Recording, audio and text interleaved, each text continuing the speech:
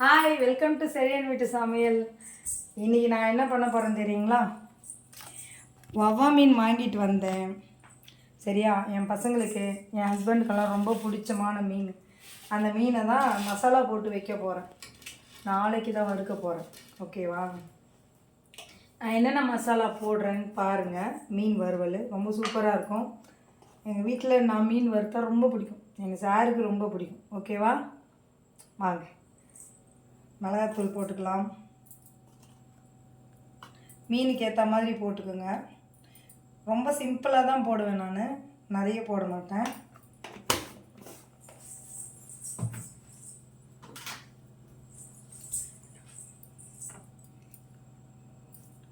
அடுத்தது சால்ட் போட்டுக்கலாம்.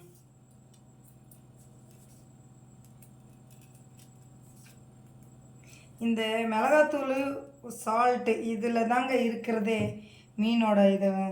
ஓகேவா? ஒரு சில நேரத்தில் உப்பு கம்மியாகிடும், ஒரு சில நேரத்தில் காரம் அதிகமாகிடும். அப்படியெல்லாம் இல்லாமல் கரெக்டாக போடணும். இது எல்லாத்தையும் மிக்ஸ் பண்ணிவிட்டு, நல்லா மிளகாத்தூளும் இதுவும் மிக்ஸ் பண்ணிட்டு, நிறைய பேர் லெமன் போடலாம், இது போடலாம் அப்படின்னாங்க. நான் எதுவுமே போடுறதில்ல. அதுவே நல்லாயிருக்கும். சரிம்மா? இது எல்லாத்தையும் போட்டுட்டு நான் என்ன பண்ணுவேன்னா, கொஞ்சோண்டு ஒரு ஓரமாக இட்டு டேஸ்ட் பண்ணோம். காரம் உப்பு எல்லாம் கரெக்டாக இருக்கான்னு பார்த்துப்பேன்.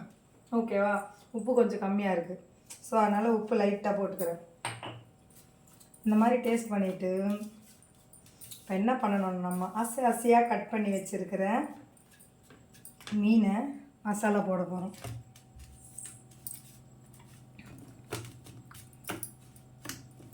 வேறு எதுவுமே சேர்க்கலைங்க. வெறும் மிளகாத்தூள் ப்ளஸ்ஸு உப்பு, அவ்வளோதான். இது மட்டும்தான். இந்த நான் மீன் வறுவலுக்கும் நான் செய்கிற மீன் குழம்புக்கும் எங்கள் வீட்டில் எல்லாரும் அடிமை. ஓகேவா? உங்களுக்கு மீன் வறுவல் வேணும்னா எங்கள் வீட்டுக்கு வாங்க, வறுத்து கொடுக்குறேன். மீன் குழம்பு செஞ்சு தரேன். சாப்பிட்டு பார்த்துட்டு எப்படி இருக்குதுன்னு சொல்லுங்கள். ஓகேவா? இந்த மீன் பேர் வவ்வா. முள் ஒரே ஒரு முள் தான் இருக்கும் சென்ட்ராக. நல்லாயிருக்கும், சூப்பராக இருக்கும். பசங்களுக்கெல்லாம் கொடுக்கலாம். பாப்லெட்டு டாப்லெட்டு அது அது சொல்கிறாங்க ஒரு சில இடத்துல. அது ஓகேவா? ஒரு சிலர் புளிக்கரைச்சல் சேர்த்து அப்படி வறுக்கிறாங்க. லெமன் கூட போடுறீங்களா ஒரு சிலர். அது ஏனோ தெரியல எனக்கு. வெறும் உப்புத்தூள் மிளகாத்தூள் மட்டும்தான் போடுவேன். போட்டுட்டு இப்போவே வறுக்கணுன்னா ஒரு 20 மினிட்ஸ் என்ன பண்ணலாம், நீங்கள் ஃப்ரிட்ஜில் வச்சிடலாம். மீன் மசாலா போட்டுட்டு ஃப்ரிட்ஜில் வச்சிட்டிங்கன்னா சீக்கிரமாக அது மீனில் பிடிச்சிக்கும். இப்போவே எண்ணெயில் போட்டிங்கன்னு வச்சுக்கோங்களேன், அது சரியாக மசாலா ஏறாது. ப்ளஸ் இன்னொரு விஷயம் என்ன ஆகிடும்னு சொன்னால், மசாலாலாம் எண்ணெயில் வந்துடும். இப்போ மசாலா எண்ணெயில் வரக்கூடாது அப்படின்னு சொன்னால் உங்களுக்கு இன்னொரு ஐடியா சொல்கிறேன் பாருங்கள். இப்போ நான் போட்டுட்டேன்னா இதை நான் என்ன பண்ண போகிறேன் அப்படின்னு சொன்னால், அதாலே அப்படியே பாக்ஸில் போட்டு நான் இது பண்ணிட போகிறேன். ஏன்னா நாளைக்கு தான் நான் வறுக்க போகிறேன் மீன்.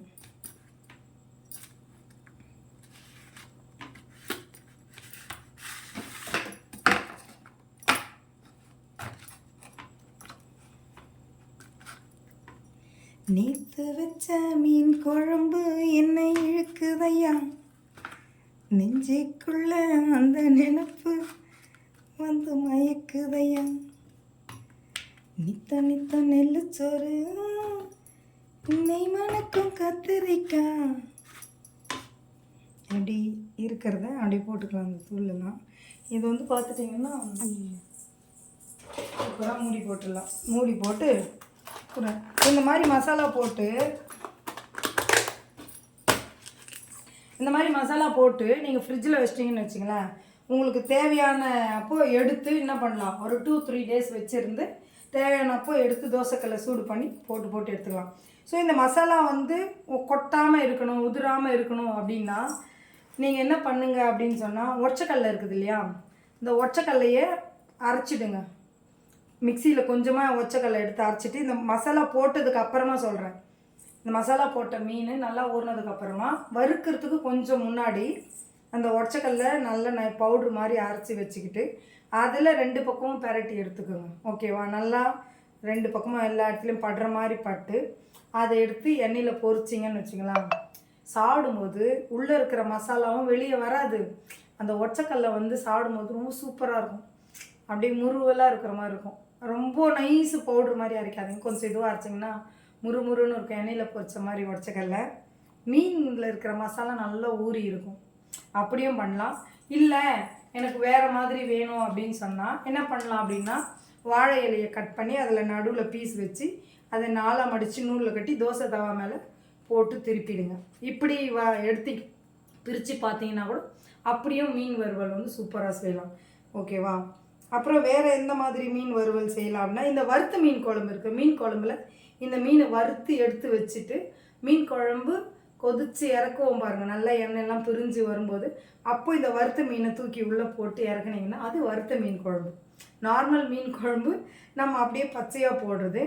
மீனை வறுத்து வச்சு போட்டோம்னா வறுத்த மீன் குழம்பு. அதை வந்து அப்போவே சாப்பிட்லாம், சூப்பராக இருக்கும். நம்ம இப்போ மீன் குழம்பு நைட்டு வச்சுட்டு மறுநாள் காலையில் சாப்பிட்டா தான் மசாலாலாம் ஊறணும். ஆனால் வறுத்த மீன் குழம்பு அப்படி கிடையாது, ஃபுல்லாகவே வந்து அப்போவே ஊறிடும், நல்லா சாப்பிட்றலாம் வறுத்த மீன் குழம்பு.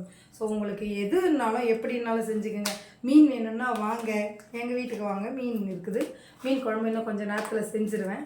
ஓகே, செஞ்சு வச்சுட்டா நாளைக்கு சூப்பராக இருக்கும். மீன் குழம்பு, இட்லி, மீன் குழம்பு தான் நாளைக்கு.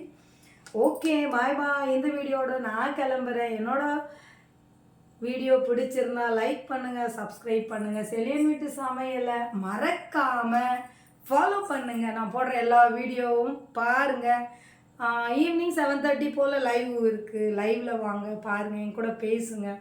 ஓகேவா? பாய் பாய் பாய் ஃப்ரெண்ட்ஸ். இந்த வீடியோட உங்களிடம் விடைபெறுவது உங்கள் தமிழ்.